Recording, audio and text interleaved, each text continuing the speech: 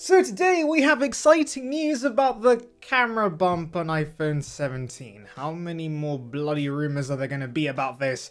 I have no idea, but anyway, it's news, so let's dive in. We've heard a lot about Apple redesigning the camera module on the 17 Pro so that it spans the entire width of the device, but one thing that has been featured in the renders of this design is a two-tone finish. Mark Gurman, however, believes this aspect of the concepts are false. There will not be a two-tone finish and the camera bar will be the same color as the rest of the device. So essentially this should be similar to the M4 iPad Pro, which is not as exciting, it's much more boring, and Gurman does keep our expectations in check by telling us this won't be as groundbreaking of a redesign as some other rumors have suggested.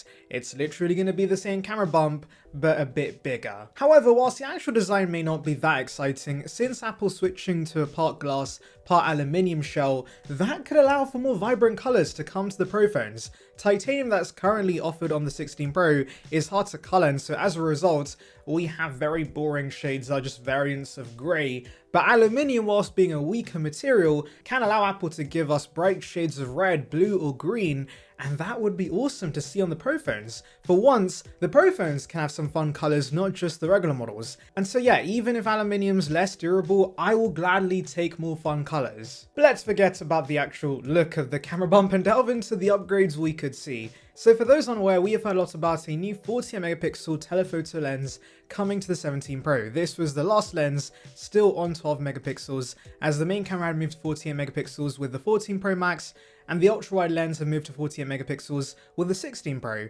Now with the telephoto switching to 48 megapixels, Apple plans to apparently offer 3.5x optical zoom instead of the 5x currently offered on the 15 and 16 Pro Max. You may think this sounds like a downgrade, but 3.5x optical zoom is equivalent to 85mm, which is better suited for portraits, and that's what most use the telephoto for in the first place. Also do remember, like the main sensor with its 2x digital crop, having a higher resolution telephoto means digital zoom is going to be better, and so you can still zoom in and get higher resolution photos with this 17 Pro. You get a maximum of 25x digital zoom with the 16 Pro Max, so maybe expect Apple to offer 30 or 40x zoom with the 17 Pro Max, whilst offering higher quality photos at those higher zoom levels. But in terms of the zoom options Apple should offer in the camera UI, I'm expecting 0.5x, 1x, 2x, which is the digital crop for the main sensor, 3.5x, which is the telephoto, and then 7x as the digital crop for the telephoto, and then anything beyond that you have to just zoom in. That would be quite nice. What's also nice would be a sub to the channel. It's free and would bring you the latest about Apple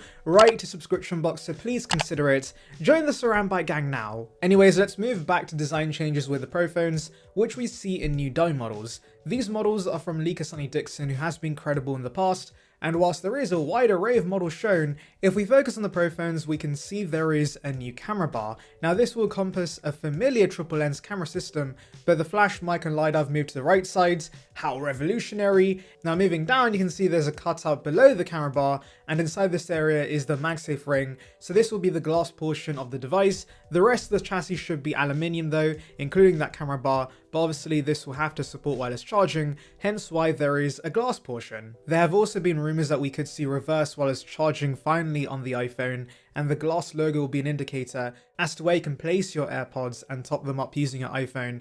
This has been long rumored for the iPhone, but I'm hoping we see it with the 17 series. Now the regular iPhone 17 doesn't look very different and is near identical to the iPhone 16, but we do also see the iPhone 17 Air in this leaked image, and actually Sonny Dixon had also shared a case for the 17 Air which shows the visor camera bar similar to Pixel devices.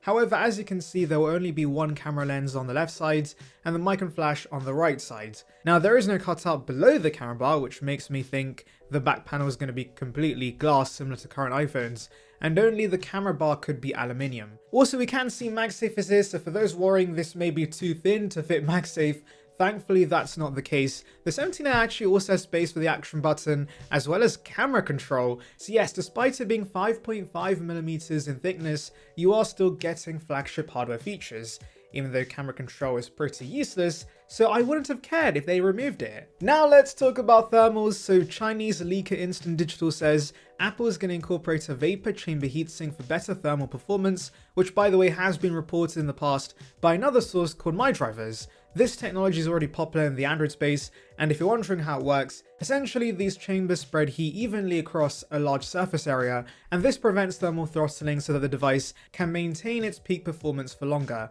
This is great news for the Genshin Impact nerds who game on their phones for hours, but it's not just a benefit for gamers. Taking lots of photos and videos can heat up your device too, so improved thermals will improve the camera experience as well, since the phone's less likely to dim the screen to make up for overheating. Now of course I do want to mention the iPhone 16 models did have thermal upgrades, which made a difference in my testing. I believe they had a graphene sheet to dissipate heat, but a vapor chamber is going to make an even bigger difference when you're pushing the device to the extreme, like gaming or heavy usage of the camera as I'd mentioned, and ultimately I'll take any thermal upgrades. My drivers had suggested the complete iPhone 17 range was going to get this thermal upgrades, and that made sense to me because the air, especially being so razor thin, does need better thermals to prevent any overheating issues, but Instant Digital claims only the Pro phones with their A19 Pro are getting a vapor chamber system so that the devices can maintain high performance under heavy workloads with virtually no throttling.